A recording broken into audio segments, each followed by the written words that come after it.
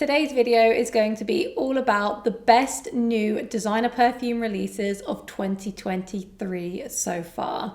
So if you want to find out more, then please keep on watching.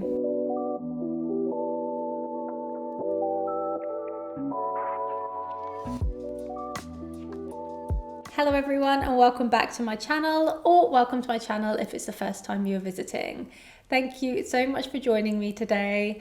As I already mentioned in the intro, today's video is going to be all about the best new designer fragrance releases, and I'm super excited to bring you this video because I personally love all of these fragrances that I'm going to be discussing with you.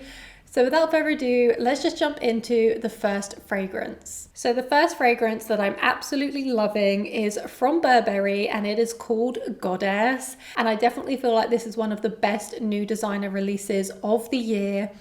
It is the most beautiful vanilla fragrance with a slight hint of lavender. To me, this is very balanced. It's not overly sweet. It sits beautifully on my skin chemistry, and I think it's a very well executed vanilla. So when I look at my perfume collection and I think about my favorite vanilla fragrances, most of them are going to be indie and niche. However, this has to be one of the best designer vanillas on the market. It is almost quite a linear vanilla. It smells quite luxurious to my nose. It's not overly sweet, as I've mentioned. I feel like the lavender just gives this a very beautiful edge.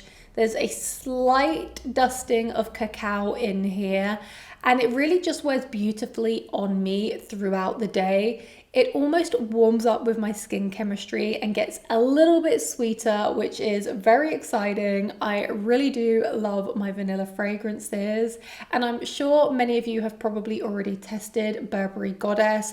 I would love to know what you think about this new release. I feel like if you do love vanilla perfumes, then you do need to check this one out. But in terms of the designer space, I really do think this is one of the best vanillas. I've definitely been wearing it quite a lot in the last 2 weeks. It's just intoxicating to me. I can overspray this one too, and I am not an oversprayer. I get migraines, but this one I can absolutely overspray and I do not get any reaction to it. I don't find it cloying at all. It's just beautiful, soft vanilla with a little bit of lavender. Yes, I love it. So that was Burberry Goddess. The next fragrance is from Jimmy Choo, and this one is called Rose Passion. Now, I've had this one in my collection for a little bit longer than some of the other fragrances that I'm going to be talking about. Some of the other fragrances are a lot newer to the market. However, Rose Passion, I think, launched maybe about 3 months ago. And if you like your balmy, kind of coconut, frangipani fragrances, very tropical, very beachy, I think you should check out Rose Passion. It very much reminds me of the Tom Ford Soleil Blanc, or maybe even Mugler's Alien Goddess, but this one I find a little bit more floral. It has quite a big dose of frangipani in here, which makes this feel very beachy and very tropical, but then you've still got a nice big dose of vanilla. There's a coconut, kind of creamy coconut water note in here, which is really, really lovely. There's a little bit of jasmine, there's some orchid, and then there's some sandalwood in the base. But overall, I would say this is more of a tropical, floral, coconut and vanilla fragrance. Really, really beautifully done. If you like that type of DNA, I feel like you should check out Jimmy Choo's Rose Passion, because in terms of price point, it is more affordable than some of those other popular compositions with a very, very similar DNA. The next fragrance is from Lancome, and it is La Vie de Belle, extrait. And I must say, I have been really, really excited about getting this one in my collection, because I've never really been a huge fan of the original DNA. I know it's super, super popular, but for me, I maybe found it a little bit too sweet. I do not think it's a bad fragrance at all, but I wanted something just a little bit more for my own preference. Well, welcome the extrait with a dose of oud. I knew I had to sample this one, and it was love at first sniff when I did. It still keeps that same DNA, but what it has is a lot more depth and a lot more warmth. And I love the addition of oud in here. It's very, very smooth and it gives a nice kind of woody, grounded base. Now this is a strong DNA, which is something I love about it. It absolutely lasts all day on my skin. I love the red fruits. I love the frankincense. There's an iris note in here too. I think this is really, really well executed. The bottle is so shiny, so apologies for that. You can probably see all of the reflections. But in terms of La Vie de Belle, this is definitely my favorite flanker of them all and the only one that I have in my collection. I did like the flanker actually that released before this, which was the iris one, but I love the extrait way more. That oud just gives this such a beautiful depth, as I've already mentioned, and I just love how sweet, dense and strong this whole composition is. So yeah, I would highly recommend this new release. If you have tried it, please do let me know what you think about it. I would love to hear your feedback. The next fragrance is from Jean Paul Gaultier, and this one is called Divine. How cool is this bottle? This is just the 30 ml, but when you buy the 50 ml or the 100 ml, it has this gorgeous gold bodice on it. Now, this was another fragrance that I was super excited to try because when they teased out the notes, I saw that it had meringue and instantly my interest was piqued. The meringue just sold me, but it also had, I believe, like C notes or ozonic notes. And it just sounded a little bit different. Now, I had seen a few reviews that weren't so positive about this one. They were saying it kind of smelled quite generic, and I kind of had that in the back of my head. And that is why sometimes you shouldn't always listen to a review. You should always sample something yourself. Actually, let me rephrase that. Listen to reviews, but take it with a pinch of salt. You should always sample the fragrance for yourself. We perceive notes differently, and they also do pull different on individual skin chemistry. And the reviews that I saw, people were saying it was kind of just a generic white floral designer scent. And I have to disagree. I actually feel like this has quite a unique edge to it. Yes, there are some white florals in here, but on my skin, that ozonic note kind of pulls a little bit salty, very fresh, very kind of watery, marine-like. But then you have that really sweet meringue, which is beautiful. There's a little bit of ylang ylang that's pulling through and stopping this from being too white floral. Now, I do feel like this is actually quite a unique release, at least on my skin anyway. Now, I do get the sweet white florals, but then I am picking out those uniquer notes. I feel like this won't be for everyone. You should definitely try this on your individual skin chemistry.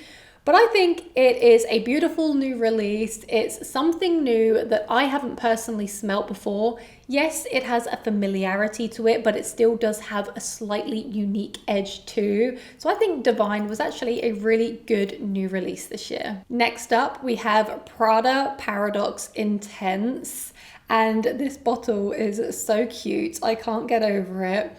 Originally, when Prada Paradoxe launched the original version, I wasn't a massive fan of the bottle, but I have to say it has grown on me. And furthermore, I wasn't the hugest fan of the original DNA. I liked it, but not enough to have in my collection. But I actually prefer the Intense version. And I know people have differing opinions. I see some people prefer the original. I see some people prefer the Intense. I guess that's going to be completely subjective, but I will say this is an intense fragrance. It definitely smells a little bit sweeter, a little bit more deeper than the original. I love how feminine this is. It's very likable, very mass appealing, and there's something a little bit addictive to the DNA. Now you have a lot of vanilla in here, but you also have a moss note, which gives this a slight addictive earthiness. And then there's also a dose of ambrophix, which helps give this fragrance more projection. And I must say, I do love ambroxan or those types of molecules in fragrances. They really just help to give an incredible scent bubble. There is beautiful white florals throughout this, and yeah, like I said, lots of vanilla in the base. Whilst it isn't the most original DNA, I do feel like this is extremely likable, as I've said, very mass appealing, and you will smell amazing. So I do feel like Prada Paradoxe Intense was a great new release this year, and the bottle is super cute. So yeah, I know a lot of people out there like Prada Paradoxe. Let me know if you have tried the new Intense version. Do you prefer the original or do you prefer the Intense? And the last fragrance that I want to discuss with you is from Narciso Rodriguez, and this one is All of Me. And I am a big fan of Narciso Rodriguez in general. I love my clean, fresh, musky fragrance profiles. So I was super intrigued by this new release. Now I have to say, I'm not a huge fan of the packaging. I prefer the other bottles that they have in their collection, but this one sounded like it was going to be a beautiful floral musk. So had to get my nose on it, and it does exactly what it says on the tin. It smells like the notes. Now, it's nothing groundbreaking, that has to be said, but at the same time, I think it's a really beautiful, creamy, musky, clean floral scent that I feel like so many of you will love. It's the perfect everyday fragrance. It's the kind of fragrance that you would wear to the office, or you would wear it on a Sunday, sitting on the sofa watching TV. Maybe you would wear it to work, to a conference. It's that type of easygoing, everyday, fresh out of the shower, slightly musky. It smells very clean. It's got a creaminess to it. There's some very light florals throughout. It's fresh, it's uplifting, it's pretty, and it's feminine. So for that reason, I do feel like it's a good new release.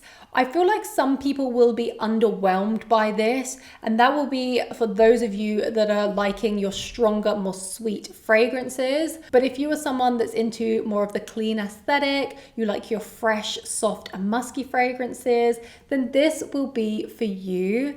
I personally really like it. It almost dries down to a slight baby powder finish that's a little bit floral. It's creamy. It smells a little bit like an unscented body lotion with some fresh talcum powder. That is what I get from it, and I think it's really, really nice. The musk isn't as strong as some of the other Narciso fragrances. So if you find that Narciso's musk is a little bit too strong for you normally, then you might actually prefer All of Me. So I give this one a thumbs up. I like this fragrance. It's not going to be for everyone, but I think it's a really great new release. So those were all of the fragrances that I wanted to showcase in today's video. They are the fragrances in the designer world that I personally feel are the best releases so far this year. Now, I'm not including fragrances that come from the private lines or the signature lines, such as the cherry fragrances from Tom Ford, etc. These are more of the affordable designer fragrances, although I shouldn't necessarily say affordable, because some of these, the price point of designer is definitely going up. If I think about La Vie de Belle, Extrait, or even Goddess, Burberry Goddess, the price points are definitely creeping up there. But these are the fragrances that I wanted to showcase today. Please do let me know what you think about these fragrances if you have tested them, or even if you haven't tested them. Do any of them stand out to you as fragrances that you want to try? But I want to know, what are your favorite designer releases of the year? Please let me know down in the comments. But thank you so much for joining me today. It's been a pleasure as always. I hope to see you in a future video to come. Thank you so much, and goodbye.